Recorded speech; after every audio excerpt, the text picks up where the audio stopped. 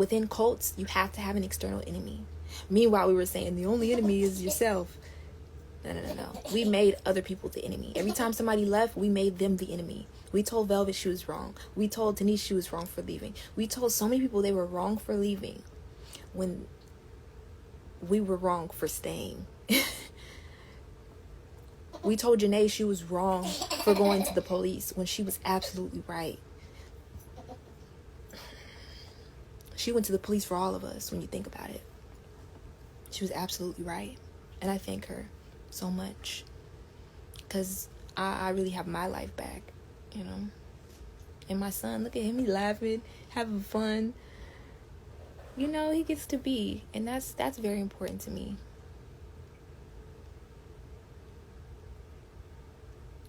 Isis, you did plant a seed, but you were made to be the enemy at one point. Remember that? You know? So anybody that's not within the cult is an enemy, unfortunately.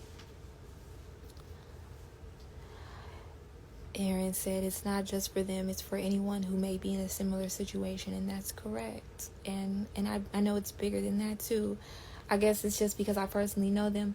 But yeah, I understand, like, there's cults on a small level because you have people that are just so susceptible to peer pressure and need approval from other people that they'll just do anything to get it. And I'm so glad that I'm learning to protect my energy because I'm learning that I don't need nobody's approval. You know, I don't even want it because I want to feel authentic. I want to do things from my heart. I don't want to just do things because people approve of it. And I don't want to waste my time trying to explain myself to people or get people to understand something. You don't have to understand. You don't even have to listen. You know, this story is like any other story that anybody else has. You can choose to make a villain in it. You can choose to make a victim in it. You can choose to love it. You can choose to hate every character. You can choose to feel however you want to feel about this story.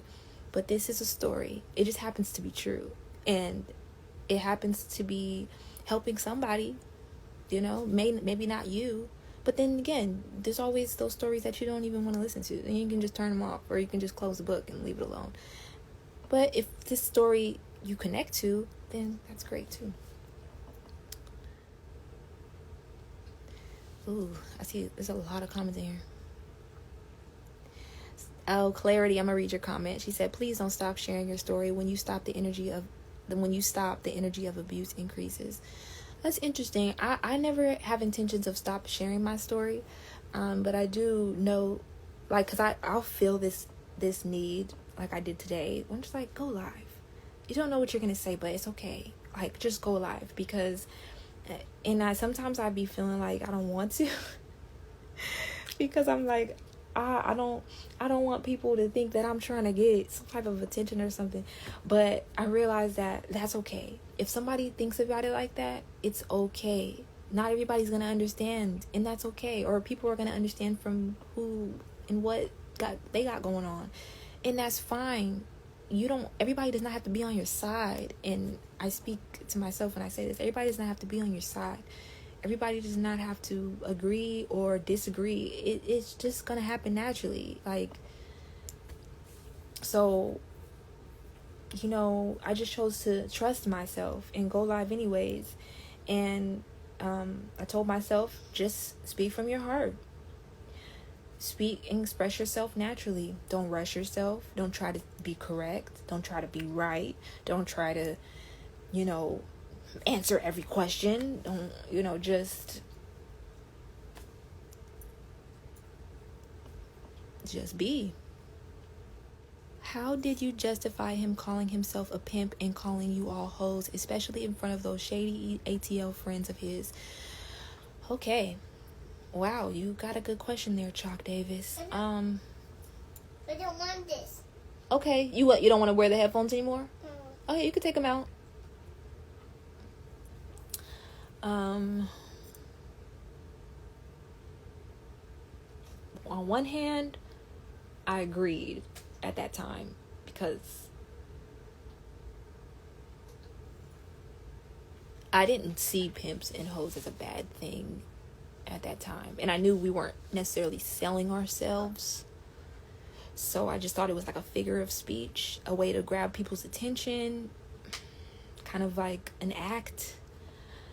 But then there was also real moments, so that I kind of acted like, you know, damn, I was really underneath of influence. I thought he was the most righteous, so I just went along with it. But I also know that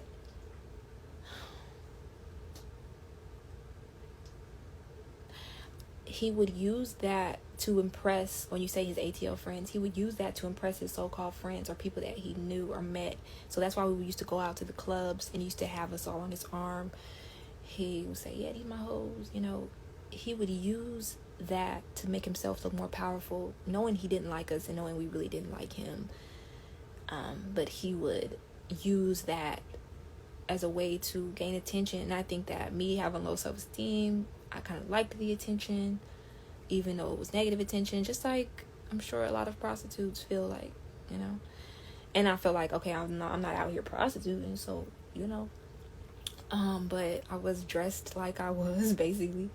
And also, you know, he would flaunt his power in a way where he would offer us to his friends.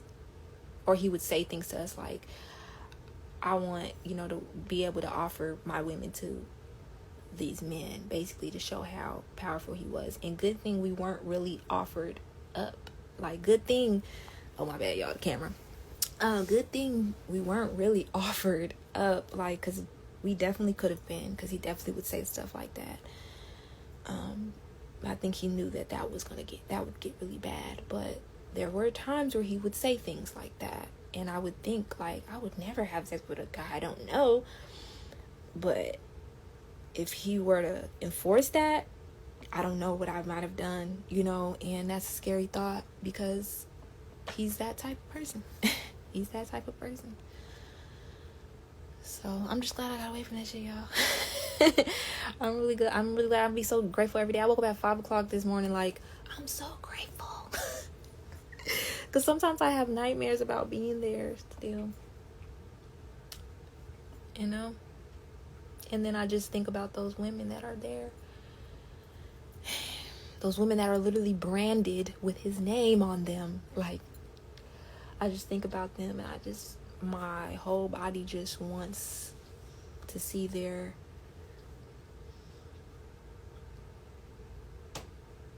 freedom, you know.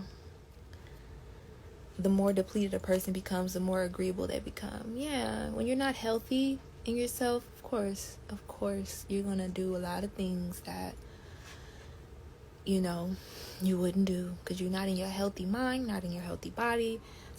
I'm still, girl, making sure I get my sleep and my food, you know, making sure I create healthy patterns for me and my son.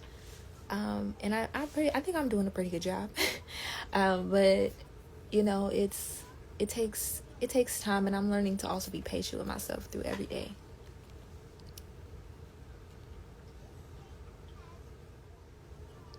What had y'all depleted as a person? Sleep deprivation definitely had me depleted. We weren't allowed to go to sleep until he went to sleep. We weren't allowed to eat until he ate. So, Jomi, can you turn it down just a little bit?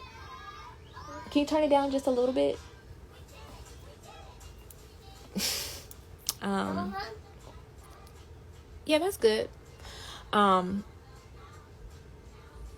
We weren't allowed to eat. So, like, if we were to cook and we were done cooking at 12 or 1 or 2 o'clock, we couldn't physically eat ourselves that food until he first had his plate. So, you know, a lot of times we would be hungry, but we'd be like, oh, he didn't eat those, so we can't eat before him, you know, because he was the king. If we went out to a restaurant, he was served first. So, you know, not that that's a big deal, but it's something that was in our head. It was a big deal because it was in our heads that we couldn't eat until he ate. So we would neglect our natural body's need to have food. Sometimes he wouldn't eat all day until 11 o'clock at night. And even then, we had to serve his meal first. So, you know, sometimes he would like, we would have to sit there and watch him eat until we were actually dismissed to actually go eat. Sometimes, like, it's weird stuff like that. Or like he would eat in front of all of the guys, all of us. Meanwhile, they haven't eaten yet, you know. And that really plays with a person's mind. We couldn't sleep until he went to sleep. So we couldn't sleep till he went to sleep. We couldn't wait. When he woke up, we had to be up. He would say, you had to be up before me or be up when I'm up. Because he would make us, the women, we were responsible for bathing him, oiling him from head to toe, doing his hair. Y'all saw all that stuff, but we were required to do these things. It's not something we volunteered to do. We were assigned to do these things. His laundry, his getting out his clothes, and, you know, getting him undressed, getting him dressed, like all that stuff like we would do for a child. Literally, I do for my son. Literally, I would be having to do this for a 40-year-old man. Like, my husband didn't even, when I was with Aaron, he wouldn't even want me to do that shit for him. He washed his own fucking face. You know what I'm saying? Like, Aaron always did that stuff for himself. That's why I loved being with Aaron too. A lot of the times I just, you know, I was so in my head thinking that, oh my God, I gotta be with the cult leader because he's God. But I loved being with Aaron because Aaron would treat me like a fucking human being, you know. And you know, he'd be like, I cook for him because I want to cook for him, not because he told me he wants this and go cook it for him. No, I just cook for him and offer him, and he's like, wow, thank you. You know, I wouldn't wash his face for him or brush his teeth for him or oil him from head to toe. Like, he'd be like, I got that. The most I would do, you know, is clean, cook, and I'd iron his clothes, you know. But even a lot of times Aaron would iron his own clothes. Aaron would be like, look, I do my own thing. You do what's best for you. But, you know, we both were highly manipulated by the cult leader. So then there was other things. But, yeah, man. When that person, that's the answer to that question. What made y'all depleted as a person? Basically, just not having control over your day. So every single day is about the center of attention. It's about him. So you could basically go the whole day without washing your own ass if it came down to, you know what I'm saying? Like, making sure he was good. And he would say that he wanted us to take care of ourselves and love ourselves. But yet he would say, don't take a shower before, or don't get dressed and get yourself together before you get me together. So then we would be all on Bigo, humiliated, you know, looking a mess. He would put the camera on our face looking crazy, you know, haven't showered, haven't made ourselves feel good. Exploitation. And then oil him from head to toe. Well, I don't even understand why a person would want that type of energy on them, because I wouldn't want nobody touching me that don't feel beautiful. Like, why would I? First of all, I don't want 6 people rubbing oil on me at the same time. What the fuck? But I definitely don't want nobody touching me that hasn't made themselves feel good first. Why would you want that energy in you? Only a narcissist, bro. Only a narcissist. No, John never talks about the cult leader. He doesn't even, he like, when we first got here, I used to play the cult leader's videos sometimes, and he'd be like, no. He'd be like, no. He used to see it and he'd be like, no. Like, so I didn't even play it for him because he didn't like it. And he doesn't even talk about him or anybody there. He's pretty much content with his life now. You know, he's not even thinking about that. I even love now that he used to call me Sheba. He used to call his dad Captain True.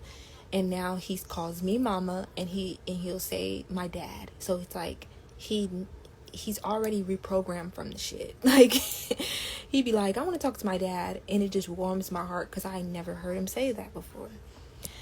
But yeah, he's definitely not thinking about that shit a year ago. You know, I have more of the memories, I think, than he. I don't think he has many memories of that.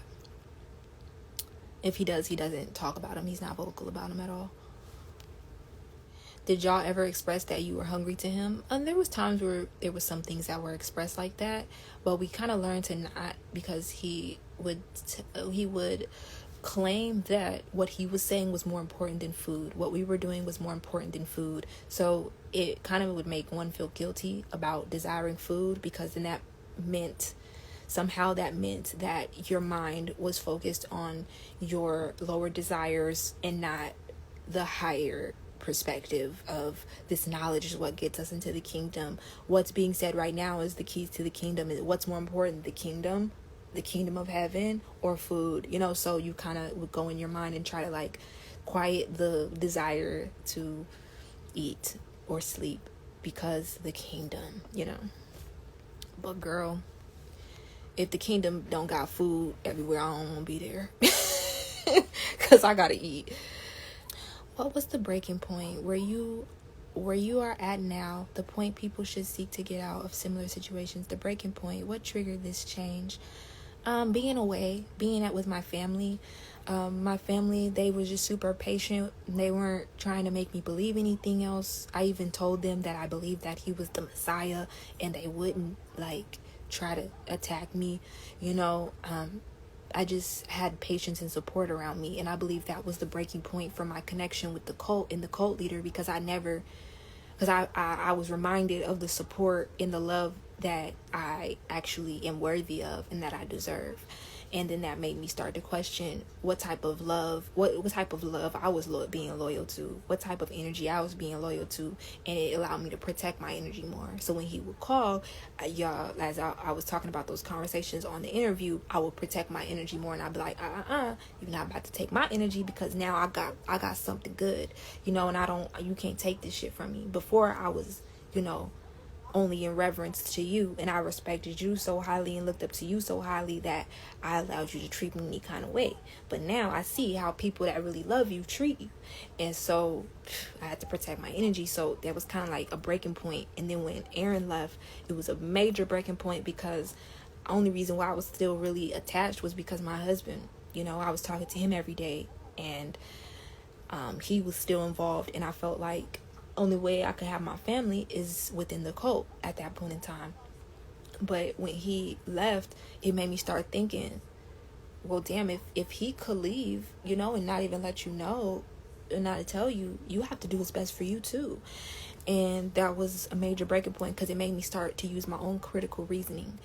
That was all taken away within those 5 years, is my own reasoning, my own critical reasoning. Because sometimes, even as a person within a cult, if you vocalize your own critical reasoning, you're attacked. You're made to be a demon. You're made to be in your lower self. You're made to look like you're the crazy one, and everybody's going to take the leader's side, and everybody's going to basically humiliate you, whether that be online or amongst the group. And so to avoid that, you kind of just become a yes man. And I became a yes man. I wouldn't vocalize as much over time. So, when I got away, I was able to kind of get that critical reasoning back that comes natural to me. And I was kind of able to trust my own intuition. I felt like I could really trust it. So I basically started to believe in myself again, and less belief in somebody outside of me.